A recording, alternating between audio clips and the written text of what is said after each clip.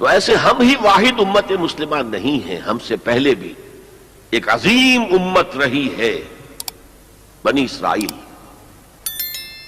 وہ حضرت موسیٰ کے امتی تھے، ہم حضرت محمد کے امتی ہیں صلی اللہ علیہ وسلم علیہ الصلوۃ والسلام. انہیں تورات دی گئی تھی، ہمیں قرآن دیا گیا ہے، اور قرآن مجید میں بار بار آتا ہے کہ اہل ایمان جس طرح قرآن پر ایمان رکھتے ہیں ایسے ہی تورات اور انجیل پر بھی ایمان رکھتے ہیں. یعنی اس بات پر ایمان کہ وہ اللہ کی کتابیں تھیں اگرچہ ان میں تحریف ہو گئی. پھر ذہن میں رکھیے اس امت میں 3 کتابیں نازل ہوئی ہیں، تورات، زبور اور انجیل. اس کے علاوہ بہت سے نبیوں کے صحیفے، اولڈ ٹیسٹمنٹ جو ہے، عہد نامہ قدیم، کتنے انبیاء کے صحیفے اس میں شامل ہیں. یہ بھی نوٹ کیجئے کہ یہ وہ امت ہے جس کے لیے قرآن میں 4 مرتبہ آیا ہے کہ ہم نے انہیں تمام جہان والوں پر فضیلت دی تھی. 2 مرتبہ تو صرف سورہ بقرہ میں بین ہی انہی الفاظ میں آیت وارد ہوئی ہے، 6 رکوع کے شروع میں اور 15ویں رکوع کے شروع میں. یا بنی اسرائیل اذکروا نعمتی التی انعمت علیکم وانی فضلتکم علی العالمین. اے بنی اسرائیل یاد کرو میرے انعام و اکرام و احسان کو جو میں نے تم پر کیا، اور میں نے تمہیں تمام جہان والوں پر فضیلت دی. پھر جب سے یہ ایک امت کی شکل میں آئے، اس سے پہلے وہ ایک قوم تھے بنی اسرائیل، 12 قبیلے جو حضرت یعقوب علیہ السلام کے 12 بیٹوں سے چلے. قوم تھے وہ، امت نہیں تھے.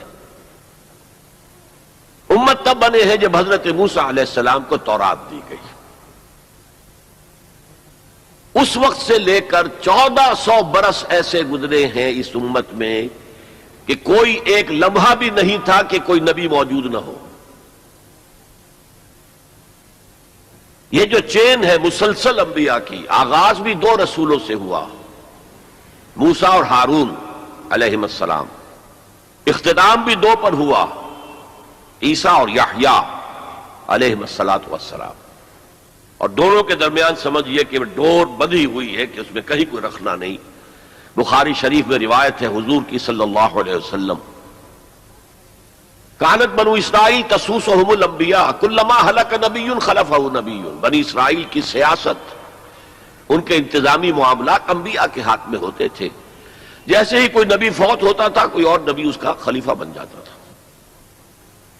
جیسے حضرت داؤد، حضرت سلیمان، یہ 2 مثالیں تو ہر انسان کو معلوم ہیں.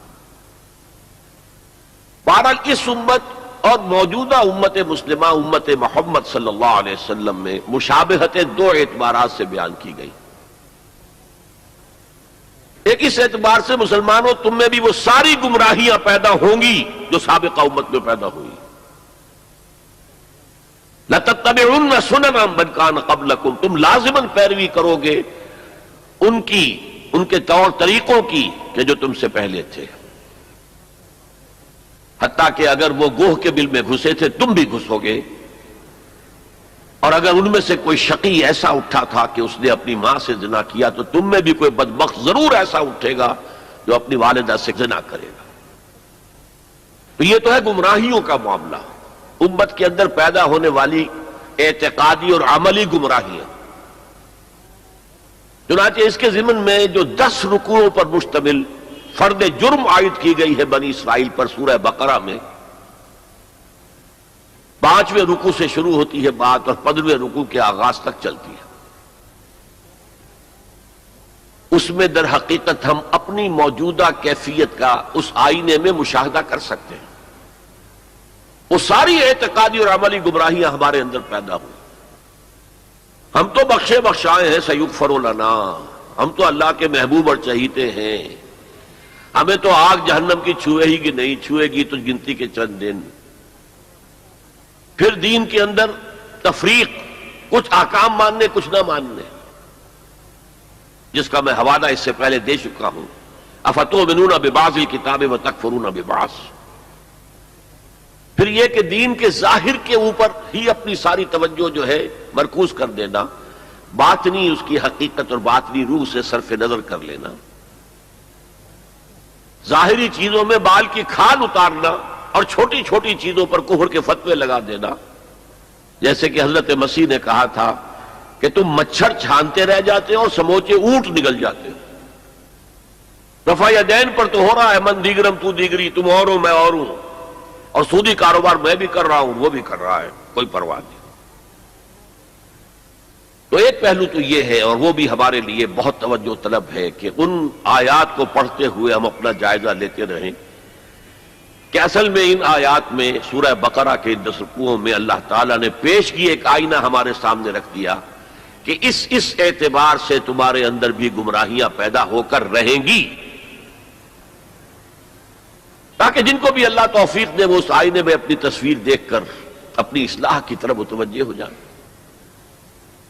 دوسرا، اس حدیث میں حضور نے فرمایا کہ جو حالات ان پر وارد ہوئے تھے، ایک ہے ان کی اپنی اعتقادی اور عملی گمراہیاں، ایک ہے جو حالات ان پر واقع ہوئے تھے، وہی حالات امت محمد صلی اللہ علیہ وسلم پر بھی واقع ہوں گے۔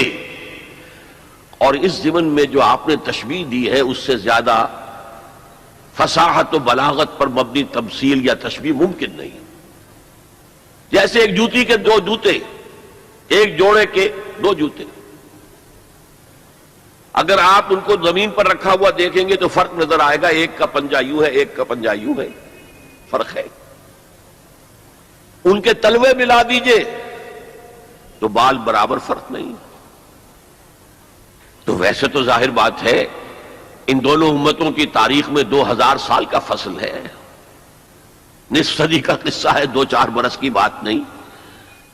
تو ایگزیکٹلی تو وہ حالات نہیں ہو سکتے، لیکن یہ کہ اگر آپ تھرو دی لائنز ریڈ کر سکتے ہوں بین السطور، تو واقعہ یہ کہ بالکل کاربن کاپی ہے، جو کچھ ان پر بیتا وہی ہم پر بیتا۔ اور جیسا کہ میں نے عرض کیا، اسی حدیث کی روح سے اور پھر یہ آیات جو آج تلاوت بھی کی گئی، جن کی قرات کی گئی، جن کا ترجمہ آپ کو جناب منظور شیخ صاحب نے بھی سنا دیا، میں بھی کچھ ترجمہ کروں گا، ان آیات پر جب میں نے غور کیا، اس حدیث کی روح سے ان چند آیات میں جو خزانہ تھا، صندوق تھا، اس کا اسے کھولا تو جو بات سامنے آئی ہے وہ آج آپ کے سامنے رکھ رہا ہوں۔ دوسری بات جو میں چاہتا ہوں کہ واضح ہو جائے وہ یہ ہے کہ میرا موضوع ہے امت کا ماضی حال اور مستقبل، اسلام کا ماضی حال اور مستقبل یہ دوسرا موضوع ہے، ان دونوں کو ایک شے نہ سمجھیے۔ اسلام کا عروج حضور کے اور خلافت راشدہ کے دور میں ہوا، اور خلافت راشدہ کے اختتام کے ساتھ اس کا زوال شروع ہو گیا۔ وہ زوال تقریباً 1400 برس تک مسلسل مسلسل مسلسل مسلسل مسلسل جاری رہا۔ ہاں، اب وہ وقت آنے والا ہے کہ پھر اس کا ایک عروج ہوگا، لیکن امت کا معاملہ اس کے برعکس ہے۔ امت ایک مرتبہ اٹھی، پھر گری، پھر اٹھی، پھر گری، اور بنی اسرائیل کے لیے انہی 4 ادوار کا تذکرہ ہے جو ان آیات میں ہے۔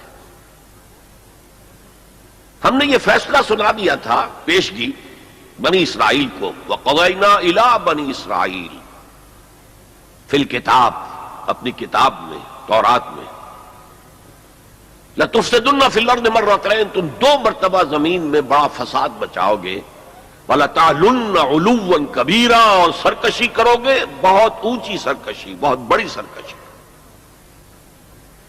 اب یہاں پر حذف سمجھیے، محذوف سمجھیے، انڈرسٹوڈ سمجھیے کہ جب یہ وقت آئیں گے تو تم پر ہمارے عذاب کے شدید کوڑے پڑیں گے، اس لیے کہ آگے جو لفظ وعدہ آ رہا ہے، فَإِذَا جَاءَ وَعْدُ أُولَاهُمَا، تو وعدہ تو عذاب کا تھا، اصل میں یہ تو خبر تھی، صرف یہ وعدہ نہیں تھا کہ تم 2 مرتبہ اپنی تاریخ کے دوران بہت شدید سرکشی کرو گے، اللہ کے خلاف، اللہ کے دین کے خلاف، اللہ کی شریعت کے خلاف بہت فساد بچاؤ گے۔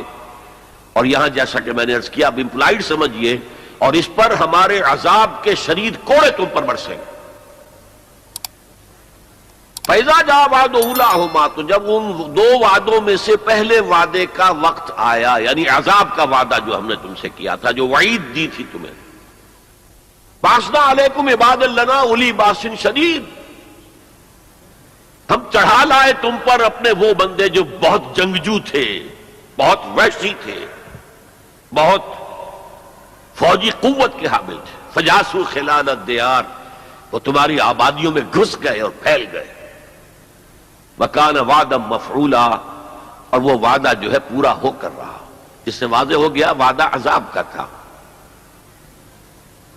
ظاہر بات ہے کہ اس پہلے زوال سے یا پہلے سرکشی سے، اس سے قبل یقیناً کوئی دور اچھا تھا جس کے بعد یہ زوال آیا ہے۔ وہ دور ہے جو ان کی خلافت راشدہ سے تعبیر کیا جا سکتا ہے۔ حضرت طالوت، حضرت داؤد، حضرت سلیمان علیہ السلام کا دور تقریباً 100 برس۔ یہ بعد میں تفصیل سے ذرا میں عرض کروں گا، اس لیے کہ ہمیں سابقہ امت مسلمہ کی تاریخ جو ہے اس کا بھی خاکہ ذہن میں رکھنا چاہیے، اس لیے کہ مستقبل میں اصل جو پیچ پڑنے والا ہے، جیسے پتنگوں کا پیچ پڑتا ہے، وہ انہی دو امتوں کے مابین ہے بنیادی طور پر، اور اس کے پس منظر کو سمجھنے کے لیے دونوں کی تاریخ کا ایک خاکہ ذہن میں ہونا چاہیے۔ پھر فرمایا ثم رددنا لکم الکرۃ علیہم، پھر ہم نے لوٹا دی تمہاری باری ان پر۔ وَأَمْدَدْنَاكُمْ بِأَمْوَالٍ وَبَنِينَ، اور ہم نے تمہاری مدد کی مالوں کے ساتھ، اموال کے ساتھ اور بیٹوں کے ساتھ۔ وَجَعَلْنَاكُمْ أَكْثَرَ نَفِيرًا، اور تمہاری تعداد تو وہ پہلے دور عروج کے مقابلے میں بھی زیادہ ہو گئی۔ ان احسنتم، اگر تم نے کوئی بھلائی کمائی، احسنتم لانفسکم، تو تم نے اپنے لیے کمائی۔ وَإِنْ أَسَأْتُمْ، اگر تم نے برائی کمائی، فَلَهَا، وہ بھی تمہارے اپنے نفس کے لیے ہے، اپنی جانوں کے لیے ہے۔ فَإِذَا جَاءَ وَعْدُ الْآخِرَةِ، پھر جب آیا دوسرے وعدے کا وقت، لِيَسُوءُ وُجُوهَكُمْ، پھر دیکھیے وہ الفاظ یہاں محذوف مانیے، بَعَثْنَا عَلَيْكُمْ عِبَادًا لَنَا أُولِي بَأْسٍ شَدِيدٍ، پھر ہم نے تم پر اپنے ایسے بندے مسلط کر دیے اور ایسے بندوں کو تم پر چڑھا لائے جو بڑے جنگجو تھے، بڑی قوت رکھنے والے تھے۔ تو یہاں اب اس کے بعد پڑھیے لِيَسُوءُ وُجُوهَكُمْ، تاکہ وہ تمہارے حلیے بگاڑ دیں، تمہارے چہرے بدل ڈالے۔ یہ تو لفظی ترجمہ یہی ہونا چاہیے، لیکن باب محاورہ کیا ہوگا؟ تمہارا حلیہ بگاڑ دیں۔ وَلِيَدْخُلُوا الْمَسْجِدَ كَمَا دَخَلُوهُ أَوَّلَ مَرَّةٍ، اور وہ داخل ہو مسجد میں، بیت المقدس کی مسجد میں جو حضرت سلیمان نے بنائی تھی، جیسے پہلی مرتبہ داخل ہوئے تھے۔ پہلی مرتبہ کے ذکر میں اس کا بیان نہیں آیا تھا۔ یہ قرآن مجید کا اسلوب ہے کہ مقابل کی چیزوں کو حذف کر دیا جاتا ہے تاکہ اختصار سے کام لیا جائے۔ وَلِيَدْخُلُوا الْمَسْجِدَ كَمَا دَخَلُوهُ أَوَّلَ مَرَّةٍ، پہلی مرتبہ جیسے وہ داخل ہوئے تھے۔ وَلِيُتَبِّرُوا مَا عَلَوْا تَتْبِيرًا، اور جس چیز پر بھی انہیں اختیار حاصل ہو جائے اسے برباد کر کے رکھ دیں، تباہ کر دیں۔ یہ ہے چند آیات جن میں بنی اسرائیل کے تاریخ کے، ان میں تو 3 ادوار کا ذکر ہے، لیکن ایک دور جو ہے ان کا امپلائڈ ہے کہ پہلے دور عذاب یا دور زوال سے پہلے ان کا ایک سنہری دور بھی تھا۔ اب ذرا میں چاہتا ہوں کہ بنی اسرائیل کی تاریخ کا ایک خاکہ ذہن میں جما لیں۔ 1400 قبل مسیح میں حضرت موسیٰ کو تورات ملی، تو 1400 قبل مسیح سے بنی اسرائیل ایک امت کی حیثیت سے ان کی تاریخ شروع ہوئی۔ حضرت موسیٰ کے زمانے میں جب تورات حاصل کرنے کے بعد پھر آپ آگے بڑھے فلسطین کی طرف، اور آپ نے بنی اسرائیل سے کہا کہ اب داخل ہو جاؤ اور جنگ کرو، جو لوگ یہاں ہیں انہیں یہاں سے نکالو، مشرکین ہیں، نہایت گمراہ قومیں یہاں آباد ہیں، یہاں سے نکالو، تاکہ یہ سرزمین جہاں تمہارے جد امجد ابراہیم رہتے تھے، یہ سرزمین جہاں تمہارے جد امجد اسحاق رہتے تھے، حضرت یعقوب رہتے تھے، اور جہاں سے وہ ہجرت کر کے مصر تشریف لے گئے تھے، تم دوبارہ وہ زمین حاصل کر لو. لیکن انہوں نے جنگ سے صاف انکار کر دیا. فَاذْهَبْ أَنْتَ وَرَبُّكَ فَقَاتِلَا إِنَّا هَاهُنَا قَاعِدُونَ. اے موسیٰ جاؤ، تم جاؤ، تمہارا رب جائے، تم جا کے جنگ کرو. وہ تو بڑے بڑے قوی الجثہ لوگ ہیں، بڑے خوخار لوگ ہیں، ہم ان سے جنگ کرنے کی پوزیشن میں نہیں ہیں، ہم تو یہاں بیٹھے ہیں. حضرت موسیٰ پر اس قدر شدید بیزاری طاری ہوئی، آپ نے اللہ کی جناب میں دعا کی، رب انی لا املک الا نفسی و اخی، پروردگار مجھے تو اختیار ہے تو اپنی جان پر اور اپنے بھائی ہارون کی جان پر. اور یہ پوری قوم انکار کیے بیٹھی ہے. 6 لاکھ میں سے صرف 2 افراد نکلے تھے، یوشع ابن نون جو بعد میں جانشین ہوئے حضرت موسیٰ کے اور نبی تھے، جوشوا کہتے ہیں بائبل میں انہیں، اور کالب بن یفنہ. یہ دو رسول، 2 ان کے یہ امتی، 4 آدمی. ظاہر بات ہے کہ وہ کیسے جنگ کرتے. تو حضرت موسیٰ کی دعا تھی کہ رب انی لا املک نفسی الا نفسی واخی فافرق بیننا و بین القوم الفاسقین. تو اے اللہ اب ہمارے اور ان فاسقوں کے درمیان علیحدگی کر دے، میں اب ان کے ساتھ نہیں رہنا چاہتا، ان ناہنجاروں کے ساتھ نہیں رہنا چاہتا. اللہ نے فرمایا نہیں موسیٰ، رہنا تو ہوگا تمہیں انہی کے ساتھ. البتہ انہیں ہم یہ سزا دے رہے ہیں کہ 40 برس تک یہ ارض مقدس اب ان پر حرام ہو گئی. اسی صحرائے سینا میں بھٹکتے پھریں گے، یتیہون فی الارض. اسی سے اس سینا کے صحرا کو صحرائے تیر کہا جاتا ہے، یتیہون فی الارض. اسی 40 سال کے دوران میں حضرت موسیٰ کا انتقال ہو گیا، حضرت ہارون کا انتقال ہو گیا. بلکہ یوں سمجھیے کہ تقریباً پوری نسل جو مصر سے نکل کر آئی تھی وہ فوت ہو گئی. اب ایک نئی نسل پیدا ہوئی صحرا میں، جو غلامی کا داغ اٹھائے ہوئے نہیں تھی، صحرا کی وسعتوں میں پیدا ہوئے. جیسے کہ اقبال کہتا ہے، فطرت کے مقاصد کی کرتا ہے نگہبانی، یا بندے صحرائی یا مرد کوہستانی. شہری لوگوں کے اندر تو طرح طرح کی کمزوریاں آ جاتی ہیں، اخلاقی اعتبار سے بھی. بڑے بڑے شہر، ان کے اندر جو بھی خرابیاں آتی ہیں وہ سب کو معلوم ہے. تو فطرت کے مقاصد کی کرتا ہے نگہبانی، یا بندہ صحرائی یا مرد کوہستانی.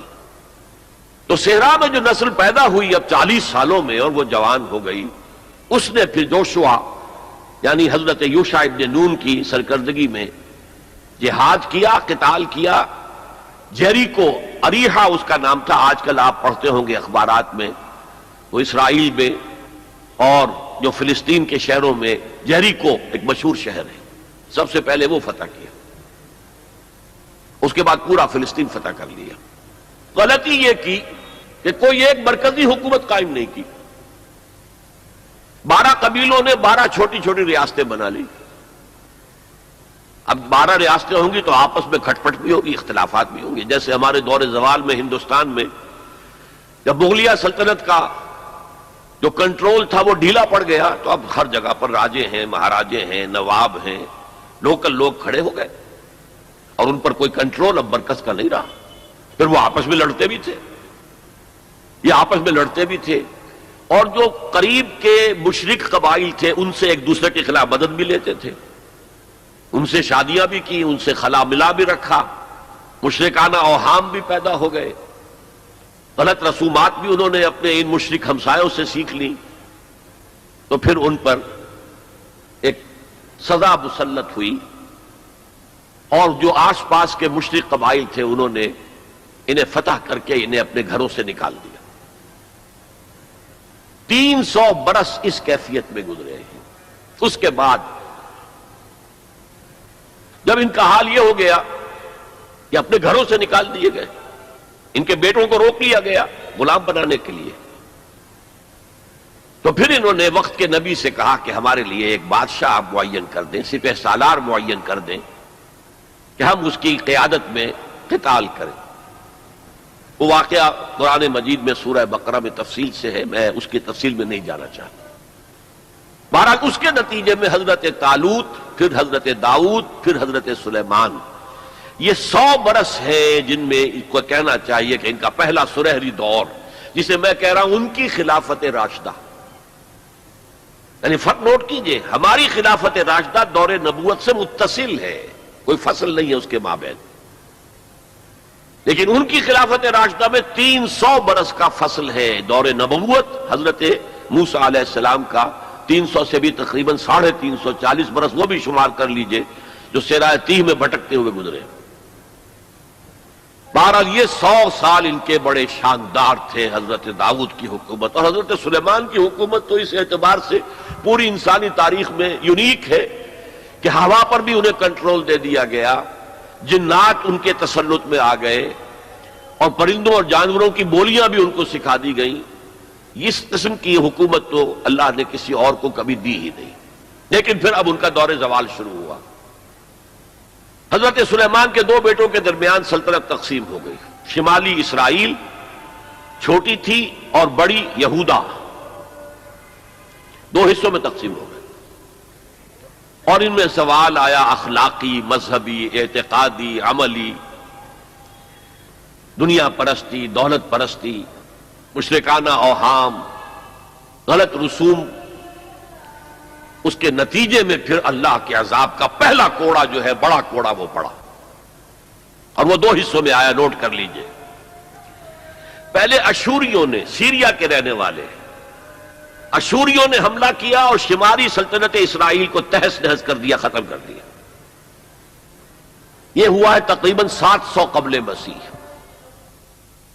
خلافت راشدہ ان کی ہے 1000 قبل مسیح سے لے کے 900 قبل مسیح تک، تو گویا کہ اس کے 200 برس کے بعد سلطنت اسرائیل ختم۔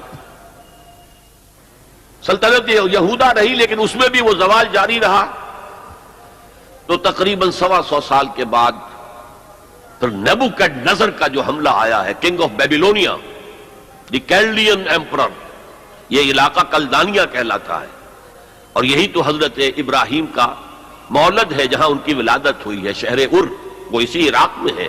عراق کا پرانا نام جو ہے وہ بیبیلونیا ہے، بابل۔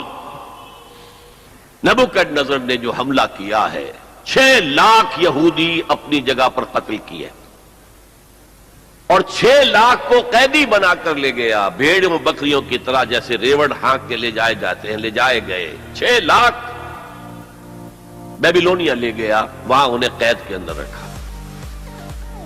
یہ ان کا پہلا بہت ہی بڑا جو ہے اللہ کے عذاب کا دور تھا۔ اس میں اس نے یروشلم کی اینٹ سے اینٹ بجا دی، کوئی ایک انسان وہاں زندہ باقی نہیں رہنے دیا، اور حضرت سلیمان کی بنائی ہوئی مسجد کو اس نے مسمار کر دیا، اور اس میں 2 اینٹیں بھی سلامت نہیں رہی۔ قرآن میں جو سورہ بقرہ میں ذکر ہے، او کالذی مر علی قریۃ وہی خاویۃ علی عروشہا، یہ واقعہ حضرت عزیر علیہ السلام کا، وہ جب آئے انہوں نے دیکھا یہ یروشلم کا یہ حال ہو گیا ہے، تو انہوں نے وہ الفاظ کہے، انا یحیی ھذہ اللہ بعد موتہا، یہ شہر جو اس طرح مر گیا، ختم ہو گیا، ایک متنفس زندہ نہیں، 2 اینٹیں سلامت نہیں، اللہ کیسے اس شہر کو دوبارہ آباد کرے گا؟ تو اللہ نے فاماتہ اللہ 100 عام، 100 سال کے لیے موت طاری کر دی۔ وہ واقعہ آپ نے پڑھا ہوگا، میں اس میں اب تفصیل میں نہیں جا سکتا۔ بہرحال اس کے 100 برس کے بعد تقریباً اب تاریخ نے ایک اور کروٹ لی۔ یہ فلسطین کے مشرق میں عراق، عراق کے مشرق میں ایران۔ ایران میں ایک زبردست شہنشاہ جو ہے وہ سامنے آیا، کیخورس یا سائرس، جسے ذوالقرنین بھی کہتے، 2 سینگوں والا، اس لیے کہ اس نے 2 ملکوں کو جوڑ کر ایک سلطنت بنائی تھی، پارس اور مادہ، ان دونوں کو جوڑ کر ایک سلطنت بنائی، عظیم ایرانی سلطنت، جس کا 2500 سالہ جشن منایا تھا۔ وہ جو شہنشاہ ایران تھا جو خواب دیکھ رہا تھا، اسی اپنے دور کو واپس لانے کا۔ سائرس جو ہے اس نے حملہ کیا بیبیلونیا پر اور ان کی حکومت ختم کی۔ نیبوکڈنیزر کے جو بھی وہاں اس وقت وارث تھے، اور یہودیوں کو اجازت دے دی کہ اب تم جاؤ، جا سکتے ہو، جا کر اپنا معبد بھی دوبارہ تعمیر کر سکتے ہو۔ اس نے مدد بھی کی، اس کے جانشینوں نے بھی مدد کی، ساز و سامان بھی جاؤ بناؤ اور اپنی سلطنت میں دوبارہ آباد ہو جاؤ۔ اس وقت حضرت عزیر علیہ السلام کی دعوت توبہ کی مدد، توبہ کرو، توبہ کرو، توبہ کرو، ریپینٹ ریپینٹ ریپینٹ، اصلاح کرو اپنے اعمال کی، اپنے عقائد کی. اور یہ دعوت مفید ہوئی اور ایک رینائسنس ہو گیا، احیاء ہو گیا بنی اسرائیل کے اندر. مذہبی، روحانی، اخلاقی اعتبار سے ایک احیاء ہو گیا. چنانچہ اللہ تعالیٰ نے اب ان کی مدد کی، ان کو مال بھی دیے، ان کو اولاد بھی دی، ان کی تعداد بھی بہت بڑھ گئی. اور اب پھر ایک 100 سالہ ان کا دور آیا ہے جو بہت عظمت کا ہے. ثم رددنا لكم الكرة عليهم وامددناكم باموال وبنين وجعلناكم اكثر نفيرا. اس کو کہتے ہیں تاریخ میں مکابی امپائر. زمینی رقبے کے اعتبار سے یہ حضرت سلیمان کی سلطنت سے بھی بڑی تھی.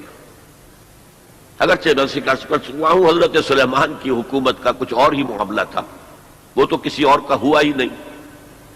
لیکن زمینی رقبہ مکابی سلطنت کا حضرت سلیمان کی سلطنت سے بھی بڑا تھا. لیکن اس کے بعد پھر وہی ہوا، پھر وہی زوال. پھر اسی طریقے سے مشرکانہ اوہام عقائد کے اندر گھس گئے، بدعات، رسومات نئی سے نئی، اپنے آس پاس کے اڑوس پڑوس کے لوگوں سے چیزیں سیکھ سیکھ کر اپنے اندر داخل کرنا، دنیا پرستی، شہوت پرستی. پھر ان کے اوپر عذاب کے کوڑے برسے. یہ ہے وَإِذَا جَاءَ وَعْدُ الْآخِرَةِ بَعَثْنَا عَلَيْكُمْ عِبَادًا لَنَا أُولِي بَأْسٍ شَدِيدٍ لِيَسُوءُوا وُجُوهَكُمْ وَلِيَدْخُلُوا الْمَسْجِدَ كَمَا دَخَلُوهُ أَوَّلَ مَرَّةٍ. یہ مکابی سلطنت کے دور میں وہ ہیکل سلیمانی یا مسجد اقصی حضرت سلیمان کی دوبارہ تعمیر کر دی گئی تھی. اسے وہ کہتے ہیں سیکنڈ ٹیمپل. لیکن ان پر اب جو آئے کوڑے وہ یورپ سے آئے. پہلے گریکس آئے، Alexander the great and Seleucus, ان کی حکومت ان پر قائم رہی. انہوں نے روندا پاؤں تلے ان کو. پھر رومنز آ گئے، رومنز نے فتح کیا علاقہ. انہوں نے اس طرح کا نظام قائم کیا، براہ راست حکومت اپنی نہیں رکھی جیسے ہمارے ہاں ہوتا تھا انگریز کے دور میں. راجواڑے اور نوابوں کا علاقہ، نواب بیٹھے ہوئے لیکن اوپر ریزیڈنٹ ایک بیٹھا ہوا ہے. اصل پالیسی اس کے ہاتھ میں ہوتی تھی، اصل میں تو انگریز کی حکومت تھی، لیکن دکھاوے کے لیے راجہ، مہاراجہ اور نواب تھے. اس طرح وہ یہودی حکومت انہوں نے قائم رکھی وہاں، لیکن اصل طاقت اپنے ہاتھ میں رکھی. تو کچھ یہودی بار بار بغاوتیں کرتے رہے. وہ چاہتے تھے کہ رومن سے ہم خلاصی حاصل کریں، اور ان کو دبایا بھی جاتا رہا. اسی دور میں حضرت مسیح کی ولادت ہوئی، اسی دور میں پھر انہوں نے اپنی دعوت پیش کی. اسی دور میں پھر ان کے بڑے بڑے جو صوفیاء تھے، فقہاء تھے، مفتی حضرات تھے، انہوں نے حضرت مسیح کو کافر اور مرتد واجب القتل قرار دیا، اور اپنے بس پڑتے انہیں سولی پر چڑھوا کے دم لیا. اگرچہ اللہ نے جو کچھ کیا وہ بالکل مختلف ہے، انہیں سولی پر چڑھنے ہی نہیں دیا. وَلَٰكِن شُبِّهَ لَهُمْ، ایک اور شخص کی شباہت بنا دی گئی حضرت عیسیٰ کی سی، اور وہ ہے جو سولی چڑھا اور گرفتار ہوا. اور انجیل برنباس سے معلوم ہوتا ہے، ہمارے پاس اس کا کوئی سورس نہیں تھی، ہمارے کسی مفسر نے، کسی محدث نے حضور سے بھی نقل نہیں کیا، لہذا ہمیں یہ تو معلوم تھا، یہ تو ہمارا عقیدہ ہے کہ حضرت مسیح سولی نہیں چڑھے، وہ قتل نہیں ہوئے. ما قتلوہ وما صلبوہ ولکن شبہ لہم. لیکن کیسے شبہ کیا، کس کو مشابہ بنایا، کون سولی چڑھا، یہ ہمیں معلوم نہیں تھا. یہ تو پوپ کی لائبریری سے نکلی ہے انجیل برنباس، ایونجیلیم برنابے، اس نے واضح کیا ہے کہ جس حواری نے دھوکہ دیا تھا یا غداری کی تھی، اسی کی شکل اللہ نے حضرت عیسیٰ کی سی بنا دی. اور حضرت عیسیٰ کو جب وہ سپاہی پکڑنے کے لیے آئے تو جس کوٹھڑی میں وہ بیٹھے ہوئے تھے، باغ کے اندر وہ پوش تھے، اس کی چھت پھٹی، 4 فرشتے نازل ہوئے اور حضرت عیسیٰ کو لے گئے، اور اس شخص کی شکل حضرت عیسیٰ کی بنا دی گئی. وہ پکڑا گیا اور وہ سولی چڑھا، واللہ اعلم. لیکن یہ قرین قیاس ہے بہت. بہرحال اس کے بعد بھی ان کا زوال باقی رہا. انہوں نے حضرت عیسیٰ کو تو رد کر دیا، انہیں ولد الزنا قرار دیا، حضرت مریم پر تہمت لگائی، بہتان عظیمہ قرآن کہتا ہے، مریم پر بہتان عظیم. اس کے بعد سن 70 عیسوی میں، یعنی حضرت مسیح کے رفع سماوی کے تقریباً 40 برس بعد، پھر ان زیلوٹس نے، یہ جو بار بار بغاوت کرتے تھے یہودیوں میں سے، انہیں زیلوٹس کہا جاتا ہے، بڑے جوشیلے لوگ، انہوں نے ایک بڑی بغاوت کی. تو ایک جو جرنیل تھا رومن ٹائٹس، تیتوس کہتے ہیں اسے عربی میں، تیتوس، توئے یہ توئے واو سین ٹائٹس، اس نے پھر جو کرش کیا ہے اس ریبیلین کو، 1,33,000 یہودی ایک دن میں قتل کیے۔ Second temple again raze to the ground, کوئی اس کی ایک اینٹ بھی سلامت نہیں رہی، سوائے وہ ایک دیوار اس کی جو ہے باقی رہ گئی ہے، جسے یہ ویلنگ وال کہتے ہیں، اور وہاں جاتے ہیں اور ماتم کرتے ہیں اور روتے ہیں اور تورات پڑھتے ہیں، صرف وہ رہ گیا، باقی کچھ نہیں رہا۔ اور انہیں حکم دے دیا نکل جاؤ یہاں سے، فلسطین سے دفع ہو جاؤ، جہاں سینگ سمائے چلے جاؤ۔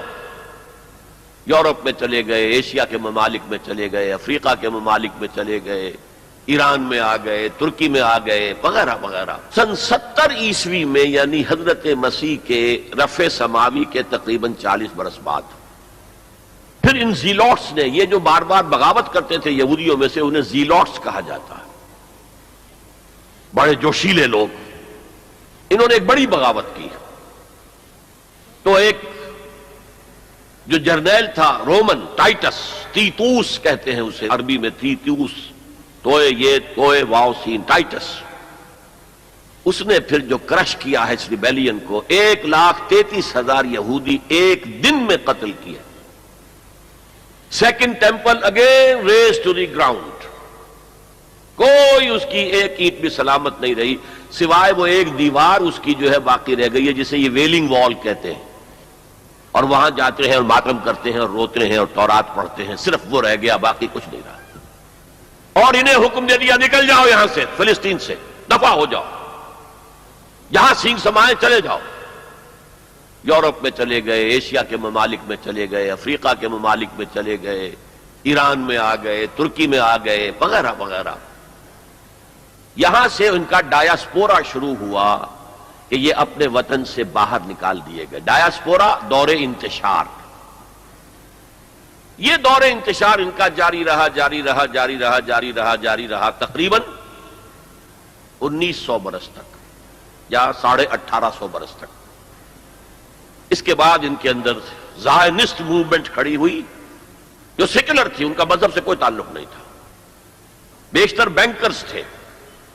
انہوں نے زائنزم کی تحریک کو منظم کیا۔ 1897 میں انہوں نے protocols of the world Zionism وہ پاس کیے، اور اس کے بعد انہوں نے لابینگ جو کی ہے برطانیہ کی حکومت سے، تو اس سے بالفور ڈکلریشن لے لیا 1917 میں، جس سے انہیں واپس آ کر فلسطین میں آباد ہونے کا حق مل گیا۔ اس کے بعد 1948 میں ان کی ریاست امریکہ نے قائم کرا دی، یو این او کے تھرو اسرائیل قائم ہو گئی۔ 1967 میں اس نے اپنی حدود بڑھا لی، اور جو 1948 میں اسرائیل قائم ہوا تھا اس میں یروشلم کو 2 حصوں میں تقسیم کیا گیا تھا۔ مشرقی حصہ مسلمانوں کے پاس رہے گا، فلسطینیوں کے پاس، مغربی حصہ جو ہے وہ یہودیوں کے پاس رہے گا۔